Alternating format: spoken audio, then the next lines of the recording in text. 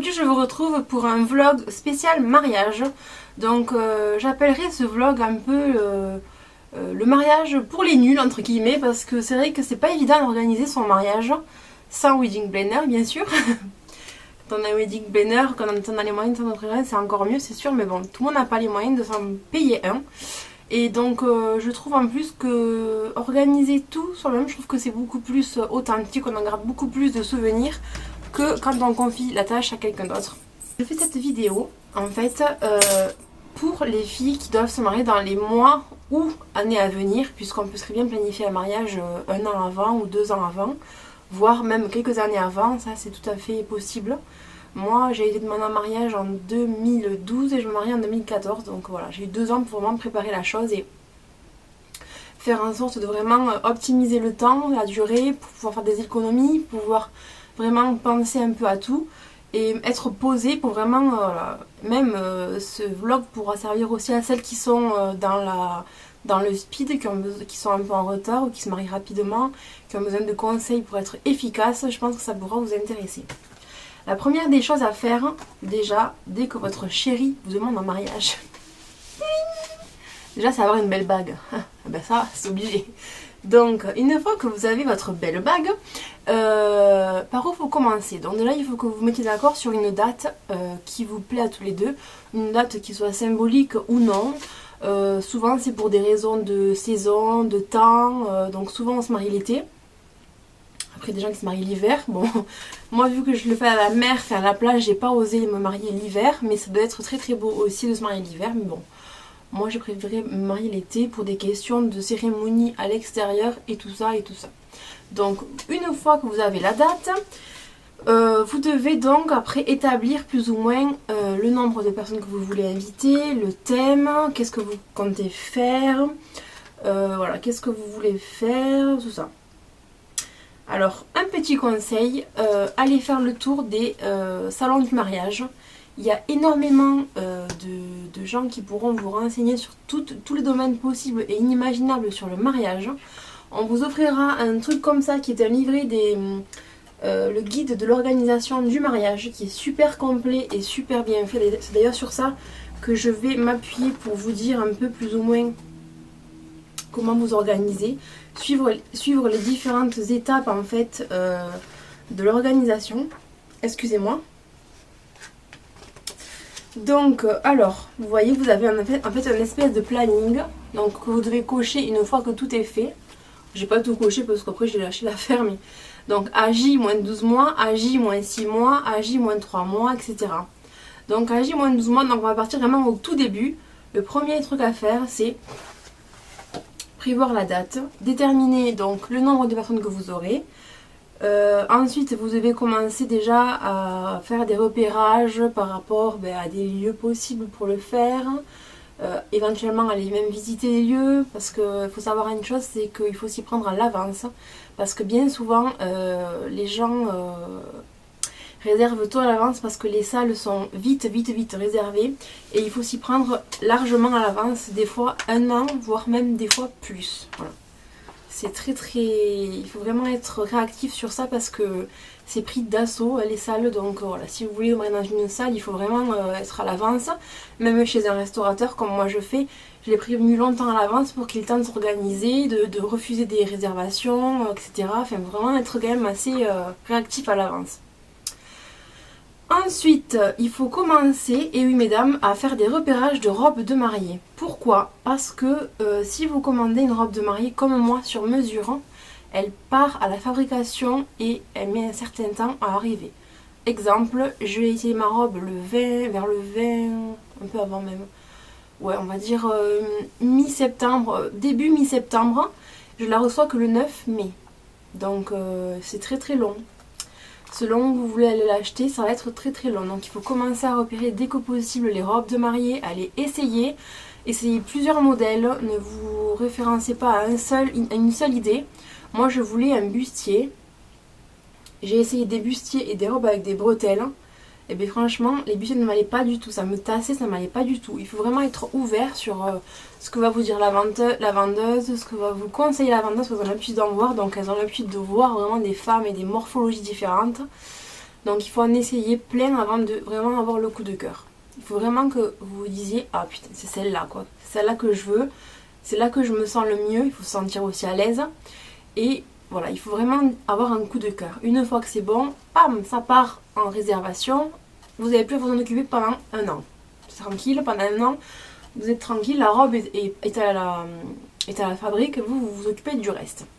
Donc ensuite...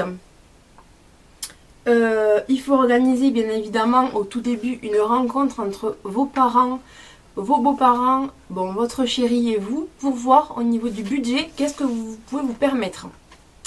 Parce que selon les budgets, le mariage ne sera pas le même. Si vous voulez un mariage de princesse mais vous avez 3000 € de budget, ça peut être un peu compliqué.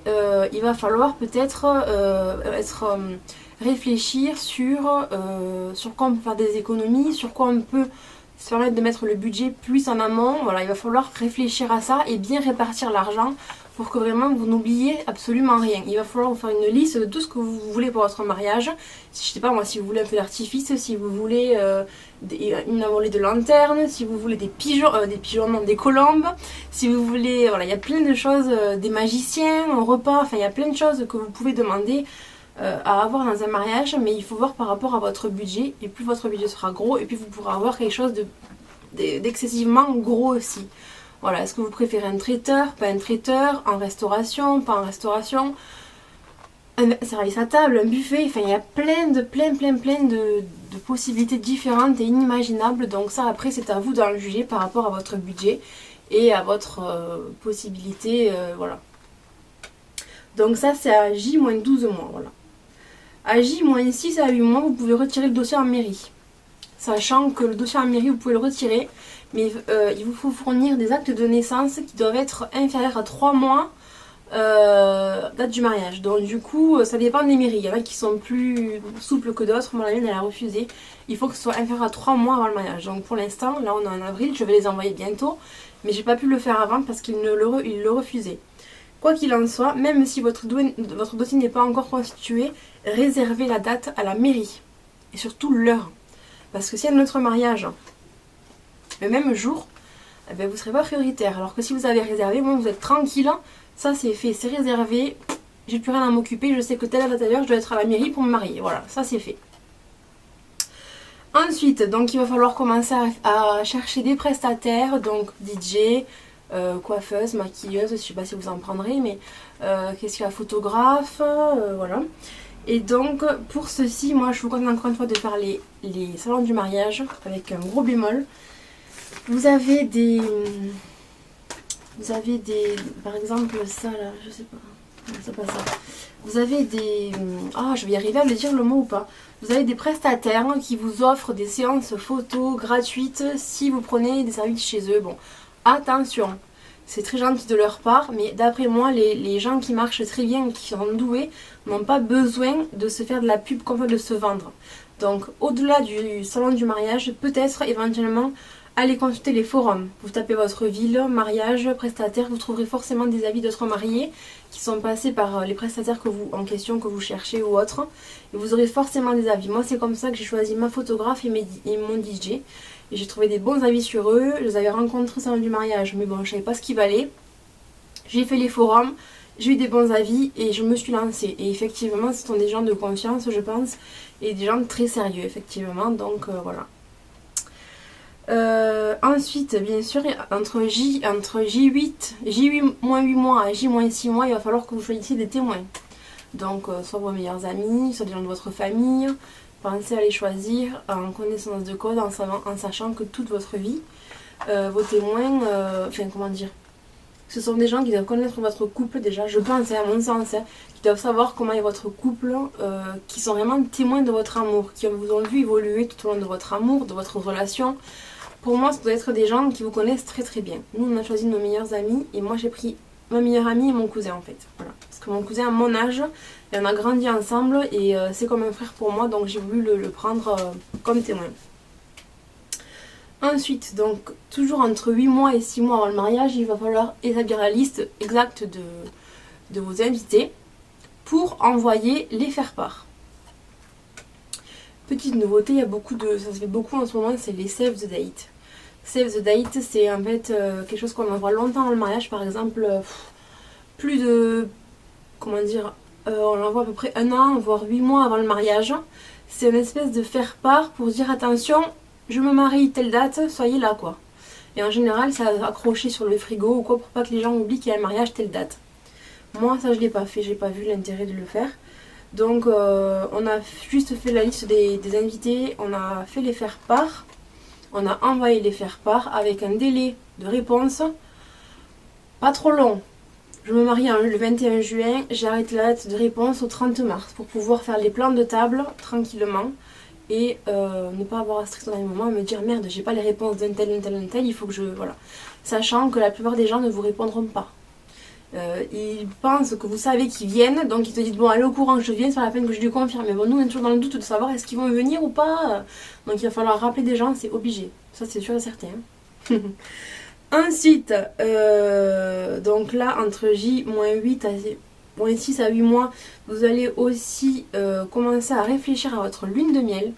Qu'est-ce que vous voudriez, dans le meilleur des cas? Parce qu'encore une fois, la lune de miel, souvent, est financée par le mariage. Donc, soit vous pouvez faire une liste de mariage, soit faire une urne. Nous, on fait une urne pour partir en voyage de noces, donc aux Maldives, si tout va bien. Il va falloir aussi commencer à repérer les accessoires, faire des essayages de robes pour voir s'il y a des retouches éventuelles. Il va falloir aussi déposer la liste de mariage si vous faites une liste de mariage. Moi je n'en ai pas fait donc ça, je ne peux pas trop vous dire par rapport à ça. Donc voilà à peu près qu'est-ce qu'il faut faire 6 mois avant le mariage. Voilà. Entre 3 et 6 mois, donc avant le mariage, là ça se rapproche dangereusement. C'est un peu mon cas à moi. Ouais, moi c'est mon cas à moi. Donc faire imprimer les cartons et les envoyer. Moi ils sont envoyés depuis le mois de janvier, donc je les fais 6 mois avant. Commander les dragées, ça c'est fait aussi. Donc pour les dragées, j'ai pas de conseils à vous donner franchement. Moi j'ai pris des dragées bas de gamme. En fait j'ai fait moitié-moitié. Moitié bas de gamme, enfin bas de gamme c'est pas non plus de la merde, mais c'est pas des dragées qui ont une finition fantastique, voilà. Et je vais prendre d'autres dragées qui sont un peu plus chères avec des bonnes amandes bien de chez nous, enfin vraiment un truc bien torréfié et tout qui sera très bon, mais j'avais pas les moyens de faire tout bon en fait, voilà. Donc j'ai fait moitié-moitié, moitié chocolat, moitié amande, voilà. Dans des boîtes en fer. Alors j'aurais à vous conseiller le site mespetitscadeaux.fr, lespetitscadeaux.fr. Donc c'est un site où vous trouverez des petits contenants pour dragées qui sont très très bien et qui font à la fois cadeaux d'invités. Donc moi j'ai des petites boîtes en fer. Je vais aller vous en chercher. Je reviens pour vous montrer mes petites boîtes en fer.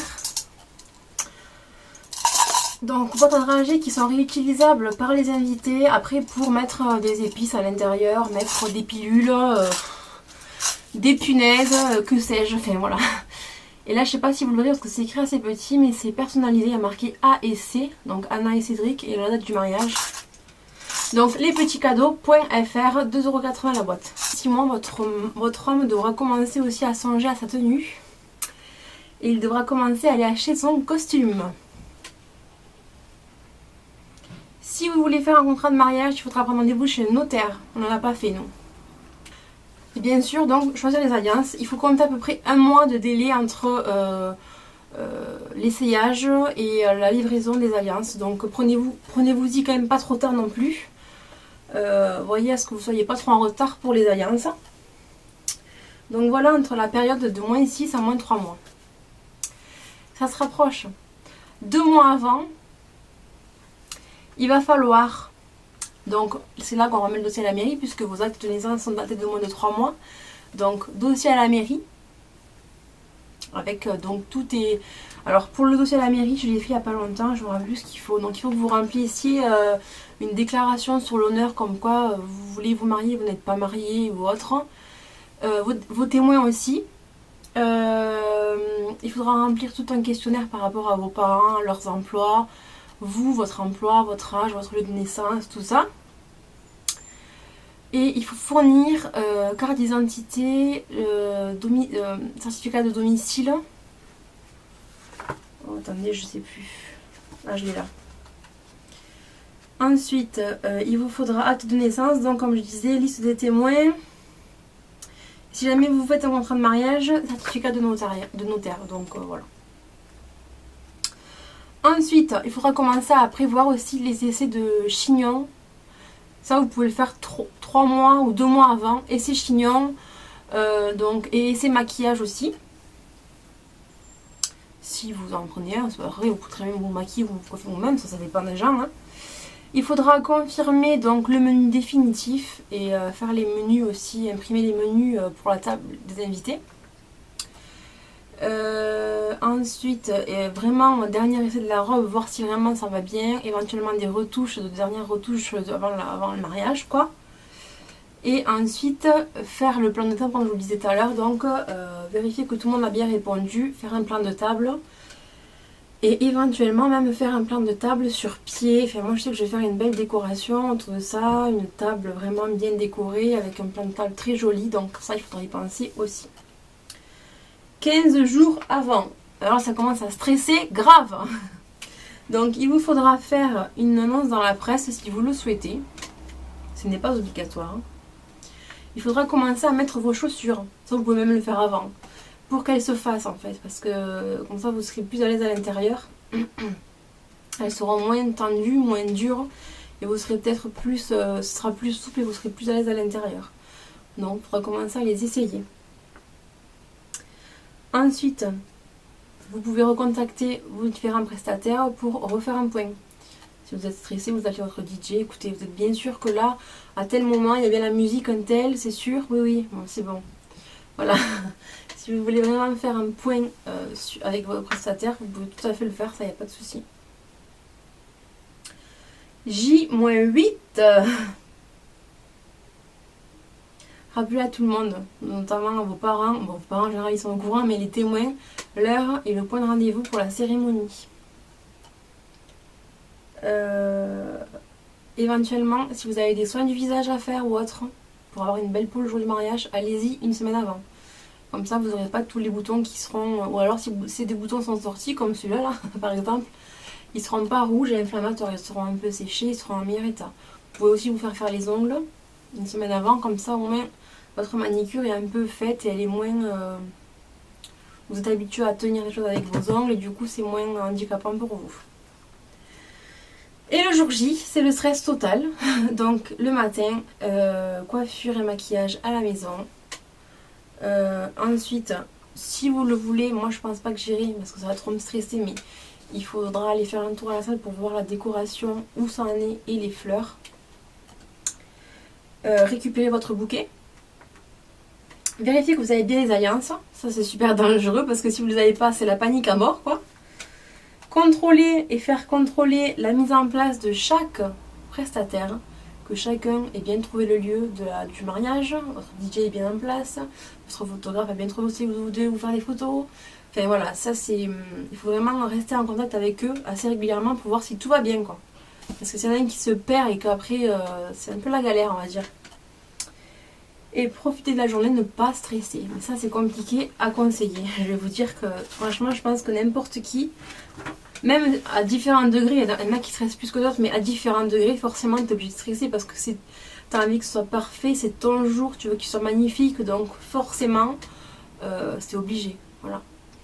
Donc, je finirai cette vidéo en vous parlant un peu de mon cas à moi. Donc là, on est à J-3 mois à peu près. Et donc ça va encore, je commence un peu à stresser mais ça va encore, je suis pas au max de mon stress, je me connais et je suis pas stressée à fond la caisse on va dire. Tout est plus ou moins bouclé, je sais, j'ai la liste définitive des gens qui viennent, je sais qu'ils ne viennent pas. On va attaquer le plan de table. Mes alliances je dois les récupérer demain, donc j'ai hâte de les avoir. Vous voyez que mes dragées c'est bouclé, je dois juste acheter des dragées en amande comme j'ai dit tout à l'heure. Mais après, tout est plus ou moins bouclé. Le seul truc qui reste assez vague, c'est la décoration. La décoration, c'est un peu le... Enfin, on doit aller chez Ikea là pour acheter des bougeoirs et tout ça. Donc on a une décoration qui est très très élaborée. Donc moi je vous rappelle que c'est la décoration vintage chic, donc à base de rose poudrée, de dentelle, de perles, tout ça. Donc c'est une décoration qui est très très recherchée. Donc c'est ce qui pose un peu problème dans le sens où il y a beaucoup de choses à acheter et beaucoup de choses à penser. surtout à ne rien oublier, donc c'est juste le problème quoi. Sinon, ma robe, je l'ai laissée le 9 mai. C'était très très long pour moi pour la voir. Hein. Je vous cache pas que prenez-vous-y à l'avance parce que c'est assez long. Sinon, il me manque à acheter mes chaussures. Je cherche des belles chaussures, pas trop hautes parce que je mets jamais de talons et j'ai peur de pas du tout assurer un talon. Je cherche aussi des tongs assez jolis pour la soirée. Parce que vu que j'aurai une robe longue, on marque pas mes pieds donc ça change rien en fait. Voilà.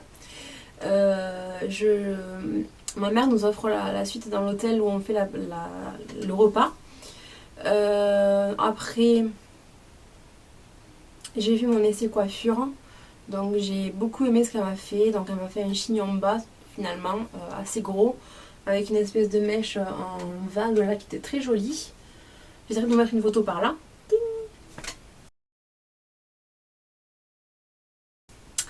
Et ensuite, qu'est-ce que je voulais vous dire? Mon homme doit aller se faire essayer son costard bientôt avec sa maman. Donc j'ai hâte qu'il y aille. Et voilà, enfin, nous, tout est plus ou moins cadré. Franchement, la photographe, on l'a revue la semaine dernière pour vraiment caler minute après minute ce qui va se passer. Donc elle sait vraiment d'un point A à un point B où c'est qu'on va, c'est tout. Le DJ c'est fait aussi, donc on sait tout est calé avec les prestataires en fait. Je dois juste faire mon essai maquillage bientôt là. Et à part ça, enfin voilà, on commence vraiment à être bien calé. On a rendez-vous avec la fleuriste, je vais y arriver, pour élaborer notre arche, puisqu'on fait une cérémonie laïque sur la plage, pour élaborer une arche de fleurs. Donc ça, on doit aller la voir pour savoir qu'est-ce qu'elle doit commander comme fleurs exactement. Et on doit quoi. Finalement, il y a plein de choses à faire, mais bon, petit à petit, voilà, ça se fait. Ma mère va imprimer les menus bientôt. Là, mardi, on aura des propositions de menus, donc on va choisir un menu définitif qu'on va aller déguster. Et voilà, enfin, tout est plus ou moins cadré sans être cadré. Voilà, on sait où c'est qu'on va, mais il y a des choses qui manquent à acheter ou à choisir, ou voilà. Mais après la cérémonie laïque, j'ai fait une trame en fait du début à la fin pour savoir comment ça allait se passer. J'ai tablé sur 45 minutes et de A à Z de comment ça se passe. Parce que je veux pas qu'il y ait de couac et je veux pas que les gens ne sachent pas quoi faire en fait. Donc mon maître de cérémonie a eu le mail, il a bien compris ce que je voulais. Je crois que voilà, on commence vraiment à se diriger vers le mariage petit à petit, ça arrive très très vite. Mais j'ai très hâte d'y être, franchement, j'attends que ça quoi, je suis au taquet. J'espère que cette vidéo vous aura aidé un petit peu. Je pense vous refaire un vlog dans à peu près un mois pour vous dire aussi que j'en suis, dans quel état de stress je suis. Et voilà, vous dire un peu l'avancée du chantier. Et puis de toute façon, il y aura un vlog mariage le jour du mariage. J'essaierai de me faire filmer par quelqu'un. J'essaierai d'avoir quelqu'un qui filme pour vraiment tout au long de la journée avoir un déroulé voilà, de la journée quoi. Et puis voilà, ben, je vous fais de gros bisous les filles et puis à plus tard. Bye!